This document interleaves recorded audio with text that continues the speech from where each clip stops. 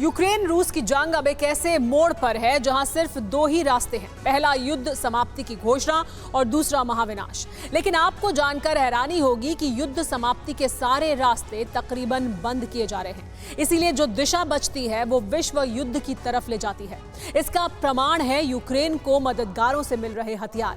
माना यह जा रहा है कि सर्दी खत्म होने से पहले यूक्रेन के पास वो हथियार होंगे जो रूस के अंदर तक तबाही मचाएंगे। लेकिन इस तबाही के आने से पहले ही रूस ने अपने मंसूबे जाहिर कर दिए हैं। इस रिपोर्ट में देखिए विनाशकारी भविष्य में कल्पना का साकार रूप कैसा है।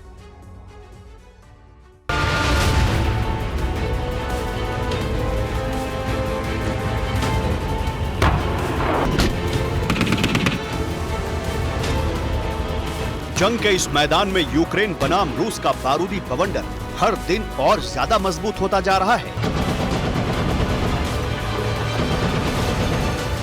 हर दिन महाविनाश के खतरे के संकेत और भी गहरे होते जा रहे हैं। आशंका है कि पारदर्शी दीवार के पीछे जो दिख रहा है वो सर्दी के बाद का दृश्य है।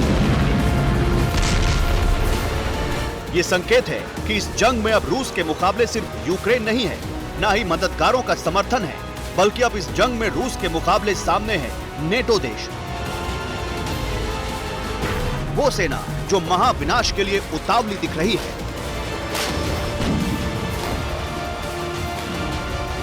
दरअसल स्प्रिंग सीजन के हिसाब से यूक्रेन के वॉर जोन में नेटो जो तैयार कर रहा है वो जंग के विस्तार का सबूत है। अब यूक्रेन के पास सिर्फ वो हथियार नहीं होंगे जो यूक्रेन के अंदर रूसी फोर्स को टारगेट करें, बल्कि यूक्रेन की फोर्स उन हथियारों को भी देख और इस्तेमाल कर सकेगी जिसे नेटो फोर्स इस्तेमाल करती है।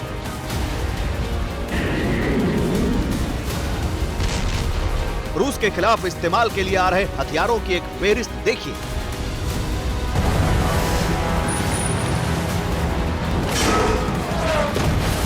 अमेरिका से यूक्रेन को 31 M1 अब्राम्स टैंक मिल रहे हैं। जर्मनी भी 14 लेपर्ड 2 टैंक यूक्रेन भेज रहा है। इसके अलावा यूक्रेन को नीदरलैंड से F-16 जेट भी मिल सकते हैं।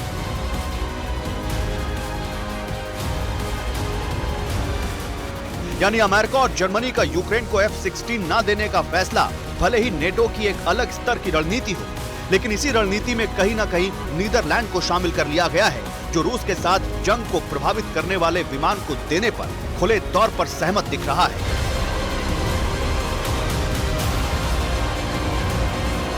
यानी चौथी पीढ़ी के फाइटर जेट उड़ाकर यूक्रेन बढ़त बनाएगा और रूस के खिलाफ जोखिम बढ़ाएगा, क्योंकि ये सुखोई 27 और मिग 29 जैसे प्लेन की तुलना में यूक्रेन के लिए ज्यादा मददगार साबित होंगे।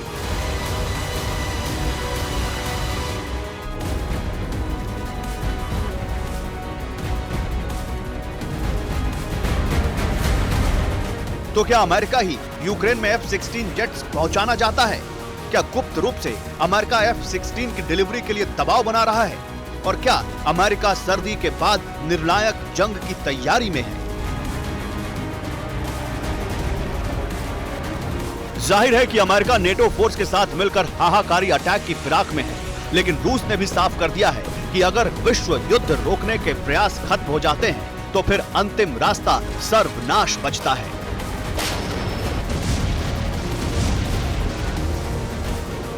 फिर जंग टैंक और फाइटर जेट्स से नहीं होगी, बल्कि जंग होगी ऐसे हथियारों से जिनका उद्देश्य महाविनाश है। रूस के पूर्व प्रेसिडेंट दिमित्री मेदवेदेव के शब्दों में छिपी चेतावनी को समझिए।